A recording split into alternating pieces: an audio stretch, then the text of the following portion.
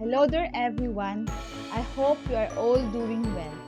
Our topic for today is about the elements of accounting. Elements of accounting are sometimes called account titles used in accounting or the financial statements elements. We have 5 major accounts in accounting. Accounts are also sometimes called accounting values or elements. Its acronym are A, L, O, R, and E, ALORE.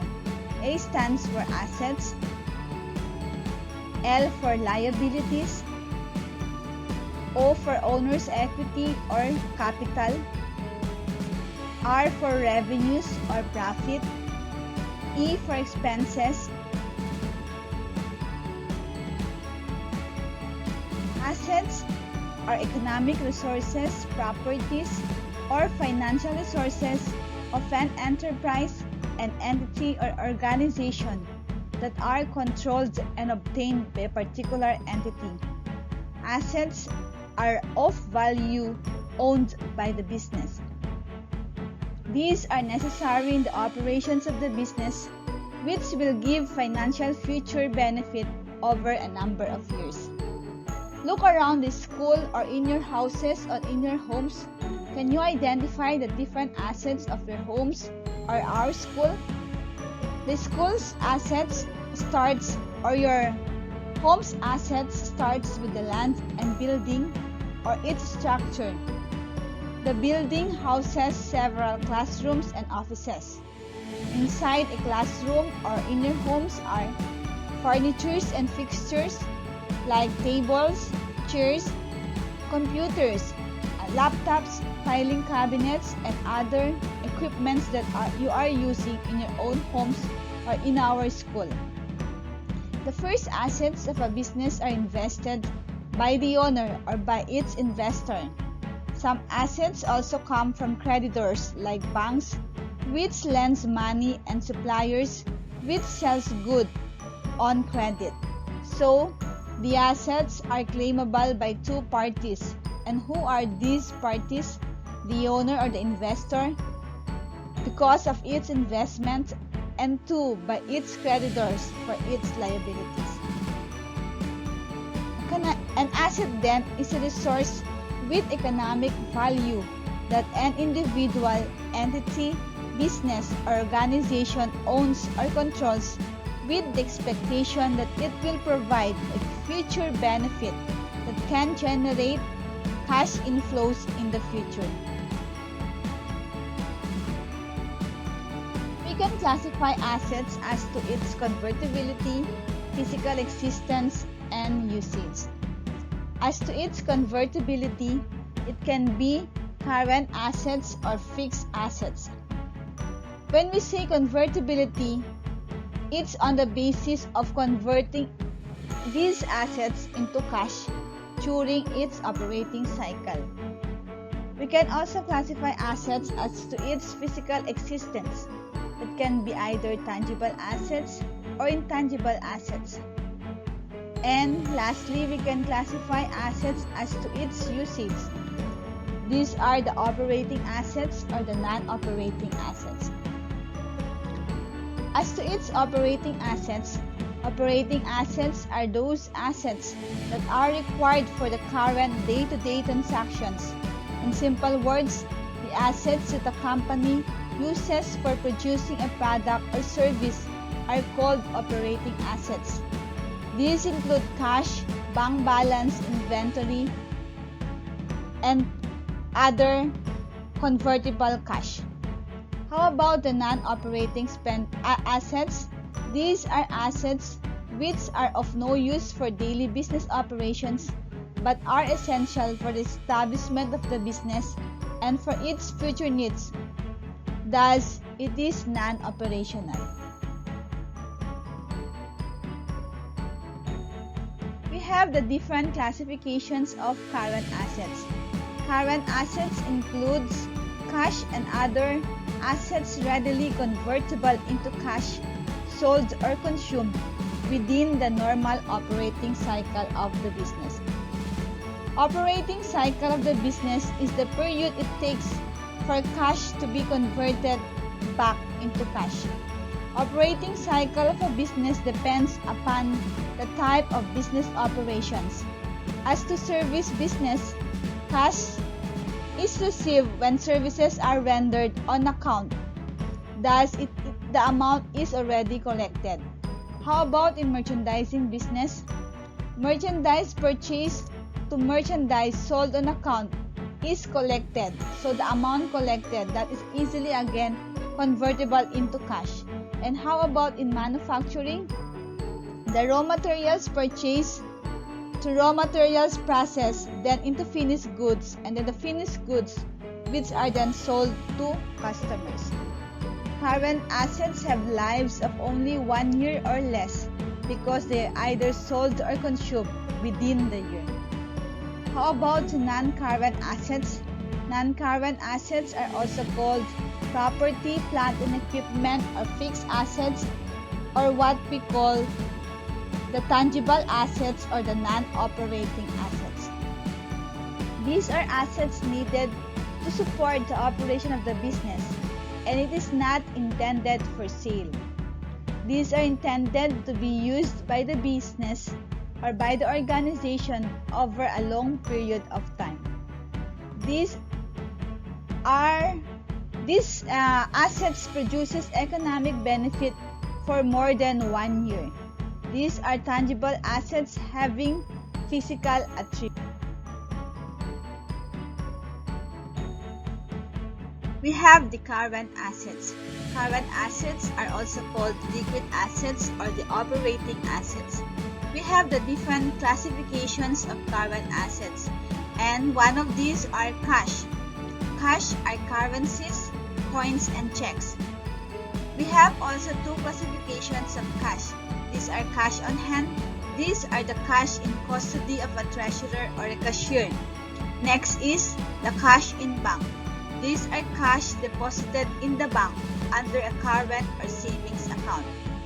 The second current assets classification are the receivables. These are collectibles. These are on account. These are customer balances on credit sales. Receivables from its meaning receive. So meron tayong kokolektahin sa ating mga client. Ang ating client ang may utang sa atin. So meron tayong collectibles or receivables from them. And we have different kinds of receivables. These are accounts receivable. These are collectibles from customers or clients from credit sale in oral or implied promise to be received by the business. Next is the notes receivables. These are collectibles from customers or clients evidenced by a promissory note issued by the customer. So to differentiate accounts receivables from notes receivable, the accounts receivable are oral or implied promise. Then, notes receivable are written promise or with a promissory note issued by our client. Another receivables are the interest receivables. These are interest collectible on promissory notes received from clients and customers. These are interest earned but not yet collected. Rent receivables. These are rent collectibles from tenants or landlord. Dividends receivable. These are dividends received from shares of stocks. Allowance for bad debts are customers' accounts doubtful of collections. These are deducted from accounts receivable to arrive at net realizable value. These are also called contra-asset account. Allowance for bad debts, ito yung mga utang ng ating mga kliyente na hindi na marunong magbayad. Lista na sa tubig. So, we call this in accounting the allowance for bad debts or allowance for doubtful of collections.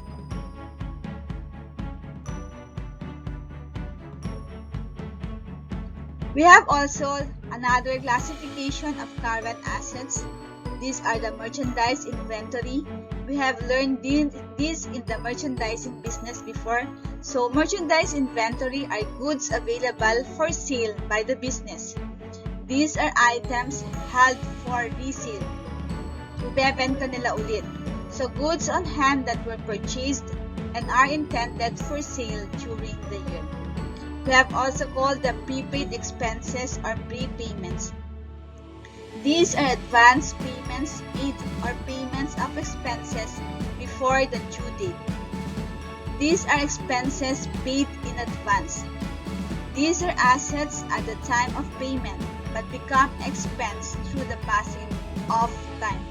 Example of this one are prepaid salaries. Ito yung bale ng ating mga empleyado. For example, nag-cash advance sila o nagbale sila para sa kanilang mga sahod. How about the prepaid rent? Ito yung mga advance payment. And then the prepaid insurance, ito yung advance payment mo sa insurance kahit hindi pa natatapos yung taon. Next, classification of current assets are the marketable securities. These are short-term investments to be readily sold. Examples of marketable securities are marketable stocks and bonds of the government or other corporations, which the company may sell anytime when cash is needed again. These are cash substitute temporarily invested into short-term investments to earn a return. Parang yung mga shares of stocks lang na madaling mabenta. How about the accrued income? Accrued income are part of current assets because these are revenue earned but not yet collected. Ito yung nirender na natin ng service pero hindi pa nababayaran ng ating kliyente. So they are called accrued income. We have the non-current assets. Non-current assets are also called fixed assets, tangible assets, property, plant, and equipment, and non-operating assets. Examples of the classification of non-current assets or the property, plant, and equipment are the land. Land is a lot or real estate owned and used by the business on which a building is constructed. And the building, these are structures used to house the office, store, or factory. How about the equipments? These are set of tools or other objects needed for special purpose. Examples of equipments are typewriter, aircon, calculator, computer, trucks or cars, and etc. Machines, these are apparatus with mechanical power having several parts performing a particular task. Furnitures and fixtures, these are movable office furnitures used to furnish an office. And we have one of the classification of the non-current assets is the intangible assets. What are intangible assets? These are assets that doesn't have physical attributes. They are also called non-physical assets. Hindi natin sila nakikita. An example of intangible assets are the patents. What are patents? Patents are investors' exclusive right to manufacture and market his invention. How about the trademark or the trade names? These are exclusive right to commercially use a symbol or name. Parang yung sa Jollibee or McDo. And then goodwill. These are customers' trust and patronage. And then franchise. It is the right to operate, manufacture, and sell a product of another company. We have the leasehold. These are the right to use or occupy a property. Another classification of tangible assets are the long-term investments. Long-term investments are assets which represent a company's right to receive cash from its stake in another company, government, or etc. These are investments made through purchase of bonds or shares or other financial instruments of the investing. Long-term investment are also called investment in bonds. We have other classifications of non-current assets are the other assets and deferred charges. Other assets, these are assets that cannot be properly categorized as assets. deferred charges, deferred debits, or deferred costs. These are prepayments exceeding 1 year. These are money paid in advance but not yet used or consumed. Parang pareho lang siya dun sa prepayments natin kanina or dun sa prepaid expenses natin. Kaya lang itong deferred charges, deferred debits, and deferred costs exceeds more than a year. So more than 1 year siya. So tinatawag siyang non-current assets or under siya sa other assets and deferred charges. Deferred expense are prepaid expense that you use over a year after you make the payment. Ito yung ating mga nabayaran na pero gagamitin lang natin within the year lang siya. So these are called deferred expense.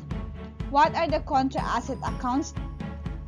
Deductions from current assets. These are the allowance for bad debts. Ito yung kanina na utang ng kliyente natin na hindi marunong magbayad. So these are customers' account doubtful of collections. They are deducted from accounts receivable to arrive at net realizable value. Kung sa current assets natin meron tayong allowance for bad debts, sa ating non-current assets naman meron tayong accumulated depreciation. These are contra asset accounts. Kapag sinabing contra asset accounts, these are deducted. Dideduct sila sa ating mga assets. So accumulated depreciation, what causes accumulated depreciation? These are the wear and tear of the business. These are deductions from the non-current assets or from our PPE or the property, plant, and equipment, representing the usage of the asset or the expired cost of the property, plant, and equipment as time passes by. Alam natin na lahat naman ng assets natin na depreciate except for the land that it doesn't depreciate. So lahat ng mga equipments natin, machines, lahat ng mga assets natin nagde-depreciate.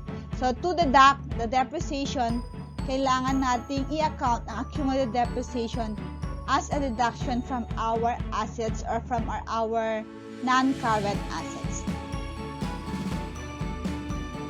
After the assets, we have the second classification of the elements of accounting, and these are the liabilities. What are the liabilities? These are debts or financial obligations of business owing to outside parties like banks, financing companies, and suppliers for assets acquired with the promise to pay at some future time.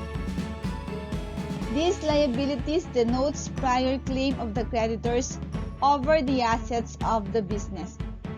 These are identified by the word payable, sample mortgages payable, accounts payable, loans payable, notes payable, interest payable, taxes payable, and lahat ng mga payables na nakikita nyo. So, as I have said a while ago, dun sa assets, merong pag-aari dun yung mga investor at may pag-aari din ng mga creditors. Yung pag-aari ng mga creditors, ang tawag dun liabilities. Okay?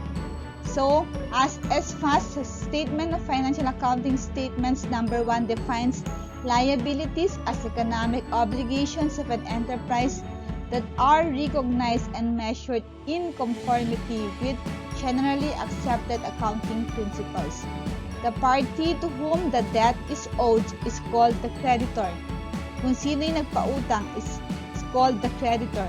The one who borrows money is called the debtor. Yung umutang is called the debtor.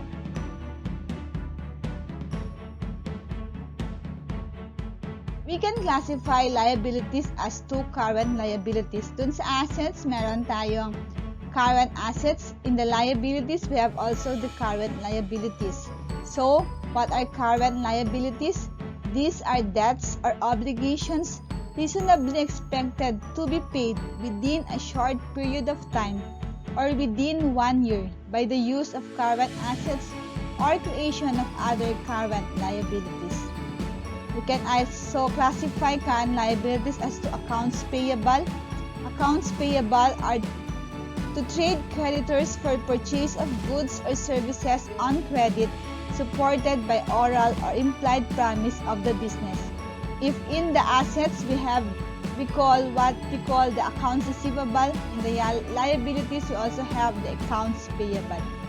Next is the notes payable. This is a liability supported by promissory notes issued by the business to the creditor. So same as in the assets, we have the accounts receivable and the notes receivable. In the liabilities, we have also the accounts payable and notes payable. So accounts payable, again, these are oral implied promise, and the notes, these are written promise. How about the loans payable? These are the liability to pay a bank or a financing institution for the amount of money borrowed by the business. Ito yung utang natin sa mga bangko. How about the utilities payable? These are liabilities to pay utility companies like the PLDT, the Kachelco, and our electricity bills. We have also the interest payable. These are for interest-bearing notes issued by the business. So, ito yung mga utang naman natin sa mga bangko. Meron silang interest. Kung kanina dun sa receivables natin, interest receivables, kukolektahin natin yun. Dito naman sa interest payable, ito yung babayaran natin sa bangko. How about the salaries payable? These are liabilities to our employees for the services they have rendered. So, tayo naman ang may utang sa ating mga empleyado. How about the taxes payable? These are to government for all tax on sales, earnings, and properties owned by the business. So, ito yung mga taxes natin na hindi pa nababayaran. Kaya tawag doon, taxes payable. How about the premiums payable? These are deductions from salaries of employees. Examples of the premiums payable, yung mga GSIS, yung mga PhilHealth sa Pag-ibig premiums, na utang ng company, babayaran nila for their employees. How about the prepaid income? Sa assets natin kanina, meron tayong prepaid expenses. Ito naman sa ating current liabilities, we have the prepaid income. What are prepaid income? These are advance income collected in advance or advance payment of clients before the seller delivered. Ibig sabihin nito, na-collecta na natin yung pera, pero hindi pa natin dinideliver o nire-render yung service ng ating kliyente. So, ang prepaid income, utang natin naman sa ating kliyente. Kaya nasa under siya ng current liabilities. Another classification of liabilities is the long-term liabilities or what we call non-current liabilities. Parang pareho lang din siya dun sa non-current assets natin. Dito naman sa liabilities, we call it non-current liabilities. These are obligations that exceed beyond 1 year. And what are the examples of long-term liabilities? These are the notes payable, LTL, or the long-terms payable. These are evidenced by promissory notes that exceed 1 year. So, over 1 year siya, kaya tawag siyang long-term. How about the mortgage payable? What are these one? These are obligations secured by real properties of the debtors.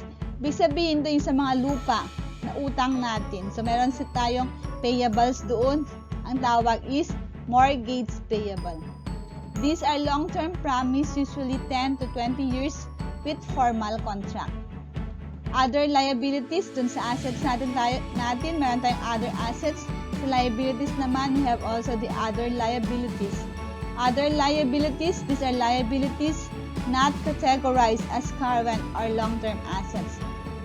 What are advances from customers? These are amounts already received for goods to be delivered beyond 1 year. So, itong mga to, binigay na sa atin yung mga bayad nila, pero hindi pa natin na-deliver sa ating mga customers, sa ating mga client na nag-exceed na beyond 1 year. So, they are called advances from customers. What are deferred credits? These are revenue income that are applicable beyond 1 year. These are not yet earned, but cash has been collected. These are advance payment collected. Ito yung mga binayaran na sa atin, pero hindi pa natin dinideliver o hindi pa natin nire-render yung kanilang mga services. So, example of this is the subscription. Nagbayad na sila dati sa atin, pero hindi pa nag-e-effect yung subscription na binigay natin sa kanila. So, may advance payment ng ating kliyente. So, utang natin yun sa kanila. How about the unearned revenue or the unearned income? These are cash collected in advance. The liability is the services to be performed or goods to be delivered in the future. Example of these are the rent in advance or prepayments. Doon sa assets natin, para hindi kayo malito, meron tayong mga prepayments doon. Dito naman kasi, kaya nasabi siyang utang kasi advance nang binigay sa atin yung bayad niya. So, tayo ang may utang sa ating kliyente. Binigay na nila yung bayad nila pero hindi pa natin nire-render yung service o hindi pa tayo nagde-deliver ng kanilang products or ng mga goods na supposed to be bibigay natin sa kanila in exchange for the money they have paid for us. So, unearned revenue pa natin siya. Unearned meaning hindi pa na-earned yun. So, hindi pa nire-render yung service na yun. So, it's a liability. Utang natin sa kanila. What are deferred revenues? Cash has been collected but not yet earned.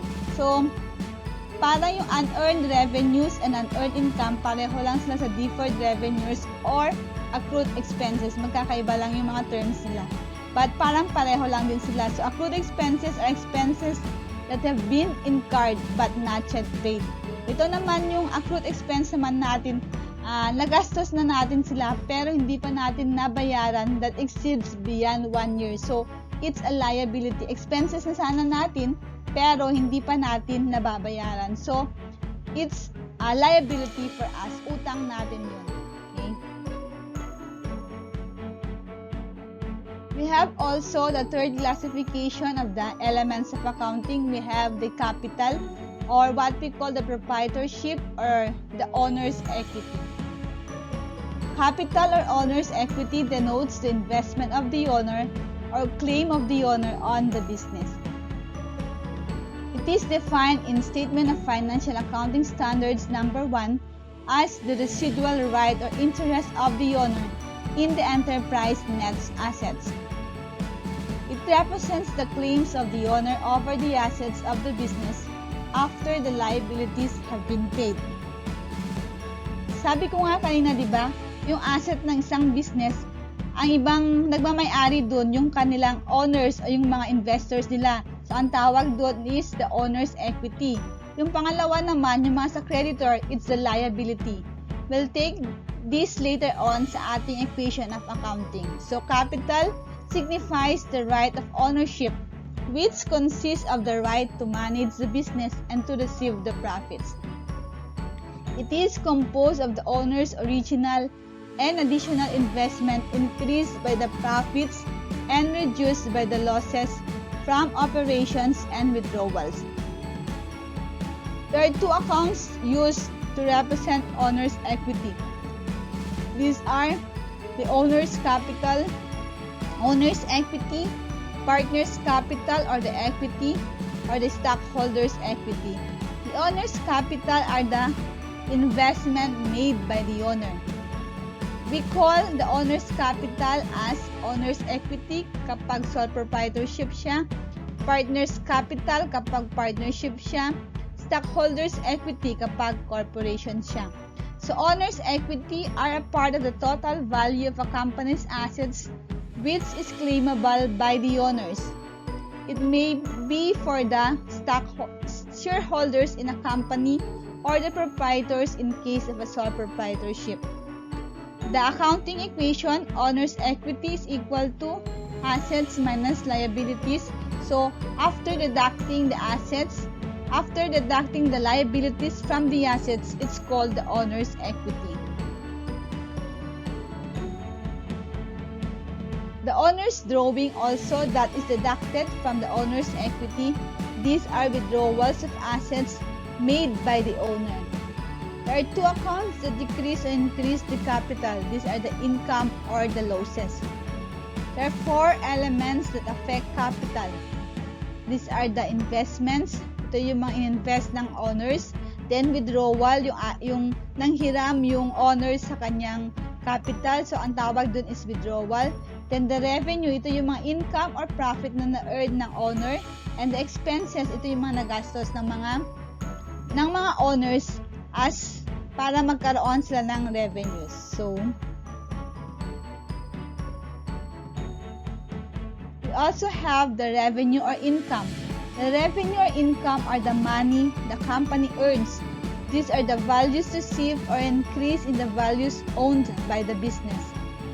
These are increases or inflows in the resources of the business from clients and customers or services rendered or for goods sold by the business, resulting to an increase in the claim or equity of the owner. Itong mga revenue na ito yung mga na-earn na income ng isang owner o ng isang investor. Example of this one are the sales revenue, repair income, laundry income, medical fees, interest income, dividends income, notarial fees, rent income, accounting fees. Makikita niyo sa mga ito na kung ano yung nature ng activity or ng business ng isang owner. Halimbawa, sales revenue, andun yung word na sales. Kapag repair naman, services naman, it's a repair income. Kapag laundry naman or medical fees naman, andun yung word na nagpapakita sa type or nature ng business na yun. So, service income, it's from services. Sales kapag merchandising and manufacturing. And the amount or value at which the goods were sold. Yun ang sales. What are deducted from sales? We can see around the malls, diba? Meron yung mga binabalik na mga defective items, mga binabalik ng mali yung classification nung item na yun, so may mga return. So what are these one? These are sales return. These are goods returned by the customers causing a cancellation of a sale. Ibig sabihin, wala nang sale kasi na-cancel na siya. How about the sales allowances? When no return was made, just a reduction in price. For example, ito, para mabawasan lang yung presyo, binibigyan natin ng sales allowances to kasi hindi ka-cancel yung binili, kundi bawas presyo lang siya. So, sales allowance ang tawag dun. How about sales discount? These are reduction in the amount collectibles from customers for account sales. For example, to yung mga 50% off or buy one, take one. So, may discount sila. In a merchandising companies, whenever goods to be sold are bought, the acquisition is called purchases. So, purchases ang tawag dun kapag merchandising siya. If all the purchases were sold, the cost of goods sold is equal to the amount of purchases. So, ang tawag naman dun, kapag equal sila ng cost of goods sold, kung magkano ang pinagbili sa purchases na yun, so, dapat mag-equal lagi sila. How about operating revenue? These are revenue you receive from your business main activities. How about the non-operating revenue?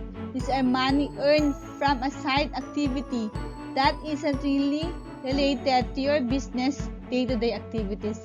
Kaya non-operating kasi hindi siya sakop ng day-to-day activities nila. So, from the word operating, kapag operating revenue, it's from the use of the operations of the business. And lastly, the last classification of the elements of accounting are the expenses. What are expenses? These are the amounts paid for services received or needed in the current operations. This is the amount the company spends, yung nagastos nila.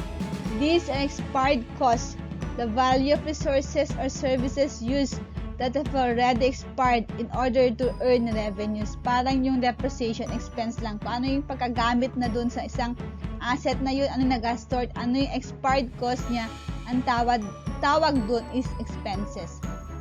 Examples of expenses are office supplies expense, utilities expense, advertising expense, rental expense, wages and salaries expenses, insurance expenses, depreciation expenses, taxes, electricity expenses, transportation expense, or miscellaneous expense. So, kung sa ating liabilities may word na payables, dito naman sa expenses natin, mayroong word na expenses. And to differentiate expenses from the cost is the value of the goods that were sold.